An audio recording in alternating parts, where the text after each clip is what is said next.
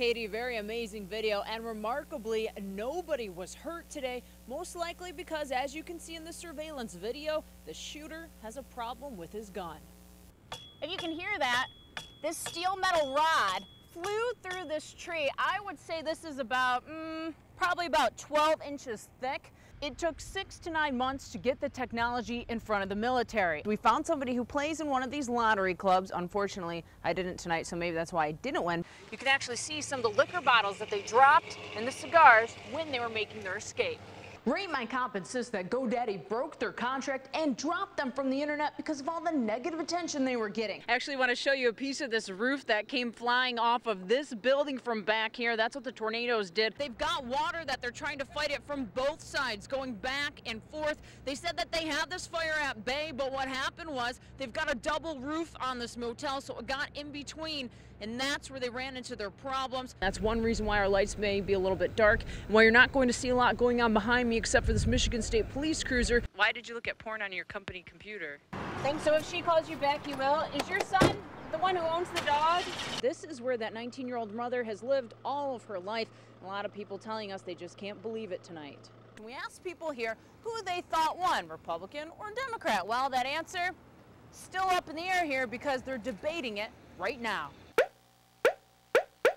The reason why so many kids are disappearing from the district, no surprise, says the State Department of Michigan. We're learning that he got those prescription drugs from a boy who confessed to police that he stole them from a cancer patient. Katie, very amazing video, and remarkably, nobody was hurt today, most likely because, as you can see in the surveillance video, the shooter has a problem with his gun. It's noon, it's busy out, and two rival gangs clash in broad daylight outside Mike's Groceries in Flint. In the top left corner of your screen, one shooter pulls out his MAC-10, about to join the fight when his weapon jams. Majid Rishmawi was working behind the counter. That will scare you.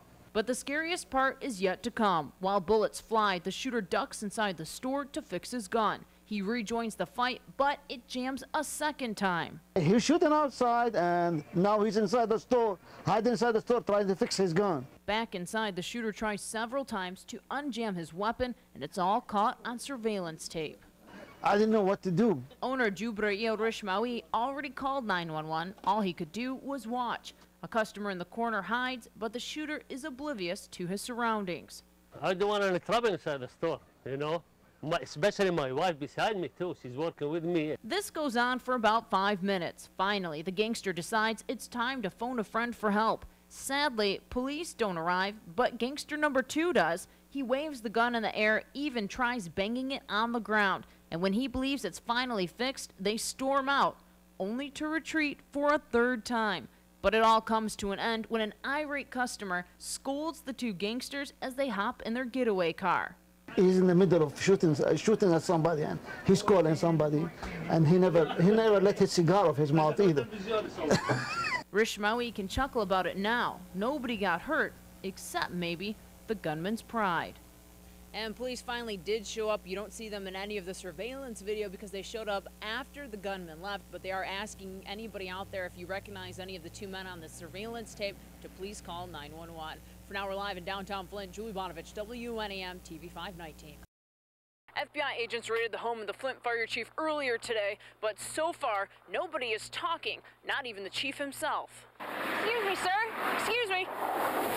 This black SUV suddenly pulled out of the driveway of Flint Fire Chief Richard Dix's home Wednesday night to avoid TV5 cameras.